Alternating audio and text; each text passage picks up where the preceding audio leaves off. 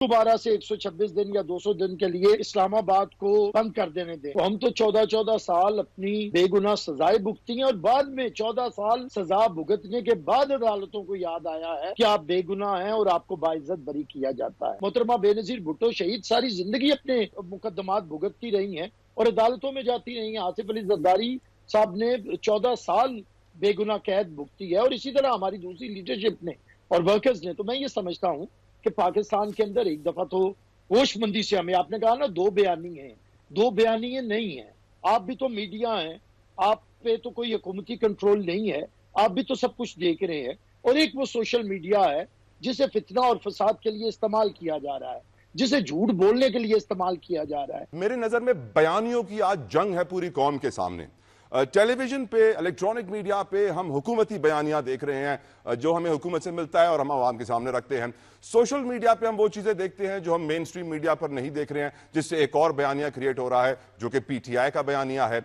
आज पाकिस्तानी सोच रहा है कि ये हो क्या रहा है, असल कसूरवार कौन है। हुकूमत गलत पॉलिसी अपना रही है, पीटीआई गलत पॉलिसी अपना रही है, आखिर इंतशारी टोला कौन है आपकी नजर में बैरिस्टर साहब? क्योंकि मैं आपको बड़ा मुनासिब इंसान पाता हूं, क्या आप समझते हैं कि पीटीआई रिस्पॉन्सिबल है, या आप समझते हैं हुकूमत का सख्त रिस्पॉन्स पूरी चीज का रिस्पॉन्सिबल है सियासी बहरान का पाकिस्तान में, या फिर कोई तीसरी कुव्वत है जो रिस्पॉन्सिबल है? बैरिस्टर आमिर हसन साहब ji, thank you very much for having me in your show. तला साहब, बात यह है कि आपने भी जब इंट्रो दिया तो उसमें भी आपने 2-3 दफा शरपसंदों का जिक्र किया है कि शरपसंदों ने कल एक पुलिस एहलकार को शहीद किया और 4 आज रेंजर्स के जवानों को शरपसंदों ने शहीद किया। अच्छा, अब एहतजाज होता है, एहतजाज किसने नहीं किया? पाकिस्तान पीपल्स पार्टी से ज्यादा तो एहतजाज कोई ऐसी जमात नहीं है जिसने किया, और फिर मार्शल्ला अदवार के अंदर किया है, भले वो अयूब खान का दौर हो, जनरल जिया का दौर हो या जनरल मुशर्रफ का दौर हो। लेकिन एक भी, ये तो कहने की आज बातें है ना कि एक पत्ता नहीं टूटा, जो लोगों को शहीद कर देते हैं वो कह रहे हैं कि एक पत्ता नहीं टूटा। उन्होंने पाकिस्तान की लॉ इन्फोर्समेंट एजेंसीज के लोगों को शहीद किया है। अब ये शरपसंद कोई इधर उधर से तो नहीं उठ के आए हैं, यही पॉलिटिकल सोकॉल्ड पार्टी है और उसके लोग हैं। देखिए, पाकिस्तान के अंदर पाकिस्तान का आइन है, एहतजाज बिल्कुल हक है, लेकिन किसका, क्या वजह है, एहतजाज की वजूहात क्या है, और एहतजाज डी चौक में ही क्यों होता है? अगर आपको एहतजाज करना है, आपकी हुकूमत है, केपीके के अंदर एहतजाज करें। आज पंजाब की क्यादत इधर इनकी मुझे कोई भी नजर नहीं आता, किधर गए हैं पंजाब वाले सारे? एक बंदा इनका मौजूद नहीं है। अब आपको एक सूबे में हुकूमत मिली हुई है, वहां पे पारा चनार में 100 के करीब लोग शहीद कर दिए गए दहशतगर्दी में। अच्छा, और उसका वजीर आला सड़कों के ऊपर दंदनाता फिर रहा है, वो एक लश्कर लेके निकला हुआ है।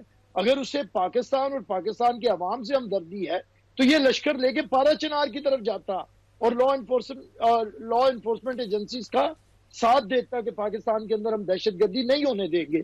लेकिन वो तो जो सूबा इस वक्त दहशतगर्दी का शिकार है, उधर से लोगों को पकड़ता है, हुकूमती वसाइल लेता है, ऑल फॉल जो उनकी जुबान पे है वो तो आप सुन रहे हैं, वो आते हैं और वफाक के ऊपर हमलावर होते हैं। और वफाक के ऊपर हमलावर उनका ये है कि वो एहतजाज इसे कहते हैं कि फिर दोबारा से 126 दिन या 200 दिन के लिए हमें इस्लामाबाद को अब में बंद कर देने दें, पाकिस्तान के अंदर सरगर्मियां रुक जाएं, ना कोई सरबराह मुमलिकत आए, ना भी कोई हुकूमती मामलात हों, और पाकिस्तान एक अब दुनिया को पता चले कि ऐसा मुल्क है, बनाना रिपब्लिक है, कि जहां पे चाहे 5, 10, 15 हजार लोग आए और मुल्क को बंद कर दें।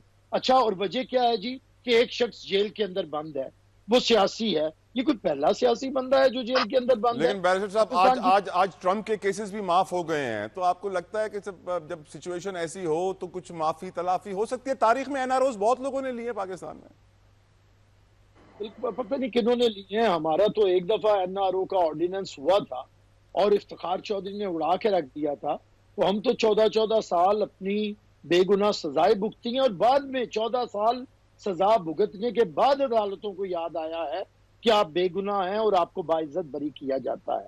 तो हमें तो नहीं पता किन्हों ने एनआरओ लिया है। अब ये मुतालबा कर रहे हैं 1 साल के बाद कि इनके केसेस माफ कर दिए जाए। हमें तो 14-14 साल में बता रहा हूं, मोहतरमा बेनजीर भुट्टो शहीद सारी जिंदगी अपने मुकदमात भुगतती रही हैं और अदालतों में जाती रही हैं। आसिफ अली जरदारी साहब ने 14 साल बेगुनाह कैद भुगती है, और इसी तरह हमारी दूसरी लीडरशिप ने और वर्कर्स ने। तो मैं ये समझता हूं कि पाकिस्तान के अंदर एक दफा तो होशमंदी से हमें, आपने कहा ना दो बयानी है, दो बयानी नहीं है। आप भी तो मीडिया हैं, आप पे तो कोई हुकूमती कंट्रोल नहीं है, आप भी तो सब कुछ देख रहे हैं। और एक वो सोशल मीडिया है जिसे फितना और फसाद के लिए इस्तेमाल किया जा रहा है, जिसे झूठ बोलने के लिए इस्तेमाल किया जा रहा है। एक ऐसा शख्स अब हम पे इस्लाम का मुबल्लिग बना हुआ है जिसके किरदार से पूरी दुनिया वाकिफ है। एक ऐसी खातून अब हमें ला इलाहा इल्लल्लाह समझाने के लिए निकली है कि जिनकी अपने किरदार के ऊपर सवालिया निशानात उठते हैं। तो अब सोशल मीडिया में तो ऐसे लोगों को नाउजुबिल्ला कहा जा रहा है कि वो आज के पैगंबर हैं, वो आज के इमाम हैं, वो आज के फलाह हैं। आप लोगों के सामने ये चीजें हैं, तो क्या वैसे लोगों की बात मानी जाएगी? क्या इन जहनों के ऊपर पूरी कौम चलेगी? तो पाकिस्तान में ये फैसला कर लीजिए कि एहतजाज क्या होता है और फसाद क्या होता है, और उसके बाद एहतजाज की इजाजत दे दीजिए और फसाद का कला कमा कर दीजिए। ये फैसला आप लोग करें सर बैठ। ठीक। उज़मा कारदार साहिबा, मोहसिन नकवी साहब इस वक्त मुल्क के होम, और वो आके पूरी कौम के सामने कहते हैं कि आर्टिकल 245 के तहत हमने पाक फौज इस्लामाबाद में तलब कर लिया है, शूट एट साइट के ऑर्डर्स हैं, खुली पावर्स दे दी गई हैं। यकीनन हम ये देखते हैं लाइव टेलीविजन स्क्रीन के ऊपर, सारे मीडिया आउटलेट्स के ऊपर, लेकिन जब हम ग्राउंड रियलिटी देखते हैं, लोग गलती से, आपको मालूम है, सोशल मीडिया खोल लेते हैं, तो उसमें देखा जाता है कि पीटीआई वाले भी साथ चल रहे हैं, पाक फौज के जवान भी साथ चल रहे हैं, कोई शूट एट साइट नहीं हो रहा है। तो एक बड़ी फासला आ गया है हुकूमती बयानिए में और ग्राउंड रियलिटी में। क्यों आया ये उज़मा साहिबा? पहले बिस्मिल्लाहिर्रहमानिर्रहीम, thank you for inviting me. Thank you for coming. देखिए, रियासत जो है वो पूरी कोशिश करके रियासत ने देख ली कि किसी तरीके से ये जो चढ़ाई करने आ रहे हैं वफाक पे, इनका इरादा बदला जाए। इनको मुतबादल जगह जो थी वो भी ऑफर की गई संजरानी में। इनकी जो कुछ एक सेंसिबल लीडरशिप थी, उन्होंने इसको कबूल भी किया और कहा हाँ हम वहां पे अपना कर लेंगे। लेकिन आपको पता है कि एक वो शख्स बैठा हुआ है और एक उसकी मुर्शिद साहिबा हैं जो कि अब मैदान में निकली हुई हैं। उनको चैन नहीं आता जब तक कि वो प्राइम मिनिस्टर की कुर्सी तक पे अपने आप को बैठा हुआ और बर्रा जमान नहीं देखेंगे। तो उन्होंने तो अपने पूरी पार्टी का बेड़ा गर्क करना है, सबको इस्तेमाल करना है, लोगों के बच्चों को बर्बाद करना है।